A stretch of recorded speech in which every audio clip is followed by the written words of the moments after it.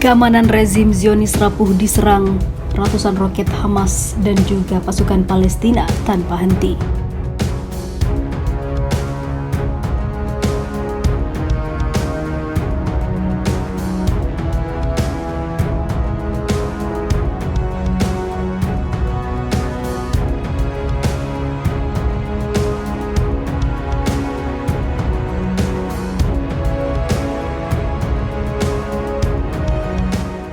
Kepala Biro Politik Hamas menyebut pengerahan pasukan rezim Zionis secara nasional untuk memastikan keamanan pawai bendera menunjukkan keamanan mereka yang sangat-sangat rapuh. Bertepatan dengan 28 Iyar dalam kalender Ibrani, rezim Zionis mengadakan pawai bendera setiap tahun. Sejak kemarin malam, rezim Zionis telah mengubah kota Quds menjadi barak militer dengan tujuan untuk memastikan keamanan para peserta pawai bendera dan telah menempatkan lebih dari 3.000 pasukan di berbagai wilayah kota sepanjang hari dan sepanjang bulan untuk mencegah para pasukan perlawanan Palestina melakukan serangan balik terhadap militer Zionis.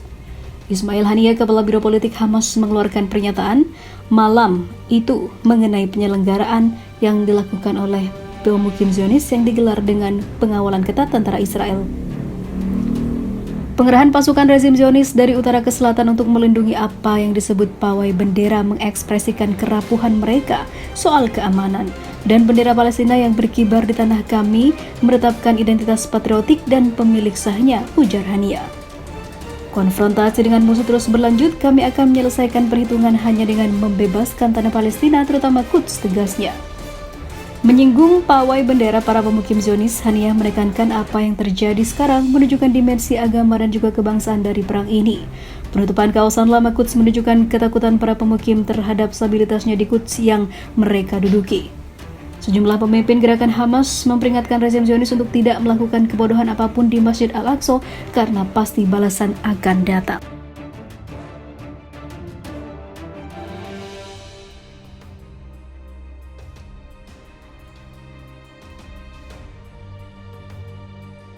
Lima jenis roket Hamas yang ditakuti tentara Israel. Setiap Palestina dan Israel bersih tegang, maka serangan roket pejuang Hamas memainkan peranan penting. Hamas terus memproduksi roket mematikan sebagai antisipasi terhadap peningkatan eskalasi ketegangan. Misalnya Rabu malam, sekitar 300 roket diluncurkan dari Gaza ke Israel. Itu menunjukkan peningkatan dibandingkan pada 2-3 Mei, di mana hanya 100 roket yang ditembakkan ke wilayah Israel. Hal tersebut justru kontras dengan kondisi Gaza. Secara ekonomi, Gaza tidak baik, kata Yonah Jeremy Bob. Kata pakar militer, dia mengatakan Hamas selalu memainkan tujuan tertentu melancarkan serangan ke Israel. Hamas mengembangkan roket dengan bantuan aliansi asing, terutama Iran. Teheran mensuplai material pendukung roket dengan diselundupkan melalui laut dan perbatasan Sinai dan Gaza. Berikut beberapa jenis roket yang dikembangkan Hamas. 1. M75. Roket M75 tersebut diproduksi secara langsung di Gaza. Itu kerap digunakan Hamas untuk melancarkan serangan ke Tel Aviv. Hamas memproduksi roket tersebut di bengkel lokal dengan bantuan material dari Iran. Roket tersebut pernah digunakan untuk melawan pasukan Israel pada operasi Pillar of Cloud 2012 dan operasi Protective Edge pada 2014. 2. Khazam. Roket sederhana dikembangkan oleh Brigade Itz ad-Din al-Qassam, sayap militer Hamas. Roket tersebut memiliki 3 model dan mulai digunakan sejak 2001. Produksi roket tersebut dilaksanakan sejak Intifada kedua dengan daya jelajah sekitar 4,5 km. 3. Al-Quds 3. Roket artillery dikembangkan di jalur Gaza mendapat bantuan dari Iran.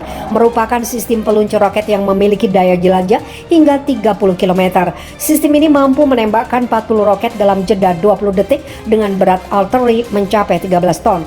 Hamas bisa dengan mudah melancarkan serangan ke wilayah Israel dengan roket tersebut. Roket tersebut sebenarnya merupakan pengembang dari varian roket buatan Soviet Katyusha.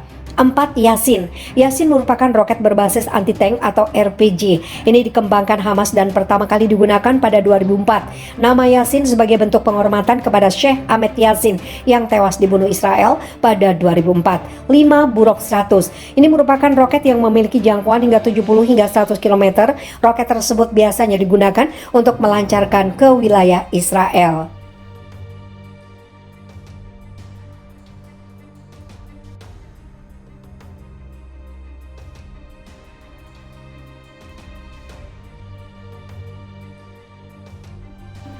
Jubir Hamas pendudukan gagal cegah dan bubarkan perlawanan Palestina.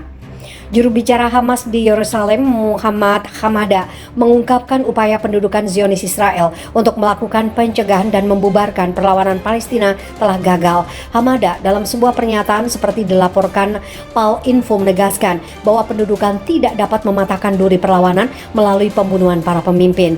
Juru bicara Hamas menunjukkan jam pertama keheningan dalam operasi pembalasan rakyat Palestina membuat pendudukan hidup dalam keadaan lumpuh, memaksa mereka untuk memasuki tempat perlindungan. Dia menambahkan, ruang operasi gabungan dari faksi perlawanan mengatur pertempuran dengan bijak dan cakap dalam pertempuran balas dendam orang Palestina. Dia percaya bahwa ruang operasi gabungan dari faksi perlawanan telah membuktikan dengan menyiapkan rencana dalam menghadapi kejahatan pendudukan. Pendudukan melancarkan agresi terhadap jalur Gaza Selasa lalu dengan nama The Defense Arrow setelah pembunuhan yang dilakukan secara tiba-tiba dan serentak terhadap 3 pemimpin Brigade Al-Quds, sayap militer dari gerakan jihad Islam yang menjadi sasaran bersama keluarganya di dalam rumah mereka. Agresi tersebut mengakibatkan kematian 33 warga Palestina, termasuk 6 anak-anak dan 3 wanita, dan 6 pemimpin Brigade Al-Quds, serta 147 lainnya terluka. Demikian menurut statistik dari Kementerian Kesehatan Palestina. Pasca serangan pertama, penduduk sempat ada keheningan perlawanan yang membingungkan pendudukan yang berlangsung selama 35 jam. Faksi-faksi perlawanan menanggapi dalam pertempuran yang mereka sebut Revenge of the Free dimulai sore hari kedua agresi hingga menit terakhir sebelum serangan. Sebelum berlakunya tanggal perjanjian gencatan senjata, perlawanan membom pemukiman di sekitar Gaza dan kota pendudukan dengan rentetan rudal yang besar dan berturut-turut yang capaiannya meluas ke Yerusalem, Tel Aviv, Negev Barat, Askelon, dan Asdod, sehingga menyebabkan kerusakan berat pada infrastruktur bangunan di wilayah pendudukan.